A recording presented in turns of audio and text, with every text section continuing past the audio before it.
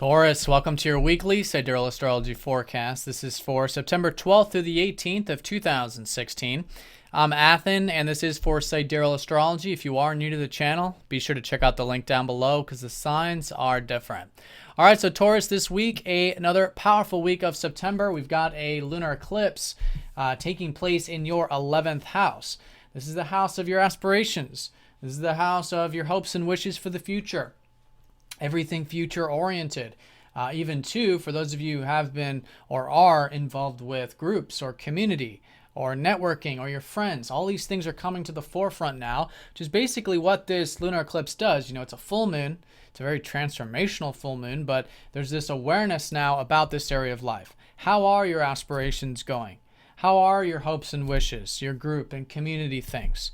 And it's a status check. And it's through the status check that you're going to find that some things are working in this area, some things are not. And it's about letting go of what's not, separating from what's not, and continuing to cultivate what is. And what is likely something new, which has been this North Node that has more to do with your roots and foundations, more to do with your health. And this has been this whole solar eclipse cycle of your fourth house, helping you connect to your roots, helping you establish your roots in life, and will be for the next roughly year and a half. So with that, you know, maybe there are some old things, some old belief systems, some old patterns that can be let go, you know, that have to do with your aspirations, have to do with your perspective, that are just no longer serving you. Or maybe they're just taken to an extreme, or maybe they're just overly idealistic.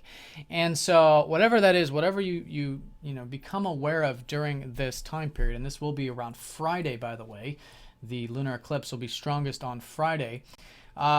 You'll have this awareness about, what these things might be that you're letting go of, right? These unhealthy or extreme things.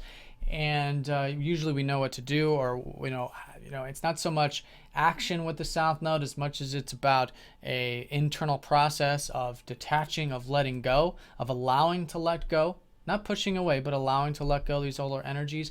That's the kind of awareness that we can have during the full moon, and to take the action to do that. Right, to take the intention to do that. And that's what the full moon lunar eclipse is. It's a heightened energy and a good time to take action towards those, in this case, spiritual development with the South Node, so you can release these older patterns to then serve as the foundation for you to cultivate and continue to put energy into your health, your home, your location, your family, or however else this North Node in your fourth is manifesting.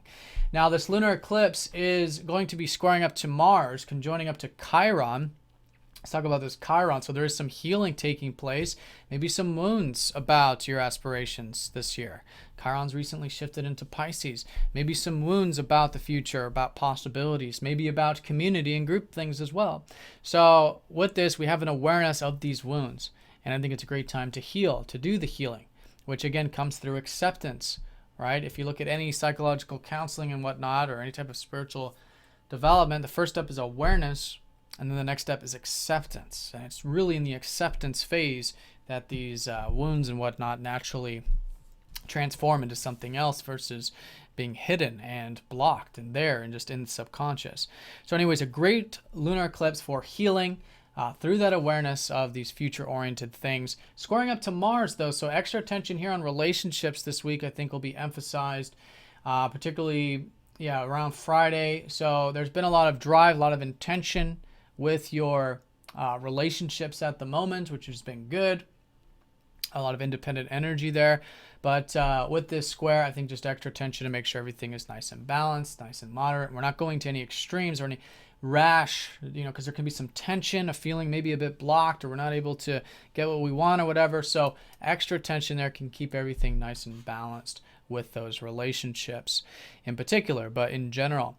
Now, the lunar eclipse will be opposing up to Mercury, who is going to be retrograde this week and will be playing an important role leading into that lunar eclipse. Essentially, what we've got is Mercury retrograde over the sun here around Monday and Tuesday, who's going to be right there on the cusp between your fourth and your fifth house. So first of all, this week, great for reconsidering the home stuff, reconsidering the family stuff, not making any firm commitments on any of this just yet.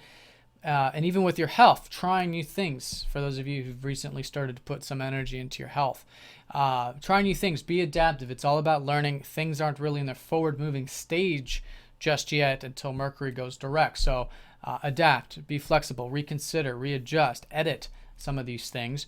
And I think you'll find this is an excellent way of working with this. And you'll also find maybe there's some awareness, some insight about how you gain energy through connecting to your roots and to your body and to your home, family, past, all those things, which is going to be the sun in the fourth.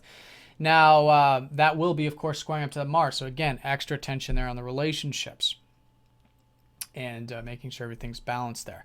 But as we approach the lunar eclipse around Wednesday, the sun is going to be shifting into your fifth house of self-expression. And there has been a lot of positive energy for your self-expression lately, with Jupiter shifting into your fifth. Venus has been in your fifth. So creative things, any type of medium of self-expression, whether it's artistic, whether it's hobbies, it's interests, things that are close to your heart, whatever it is, it's a great source of energy now.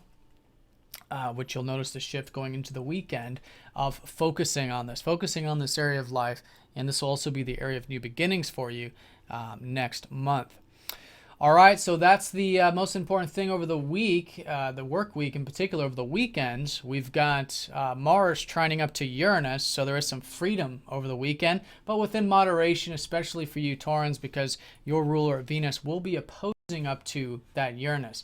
So first of all, a lot of Uranus energy. Maybe there's some new and different things, exciting things having to do with the future, maybe with friends or your community in some sense.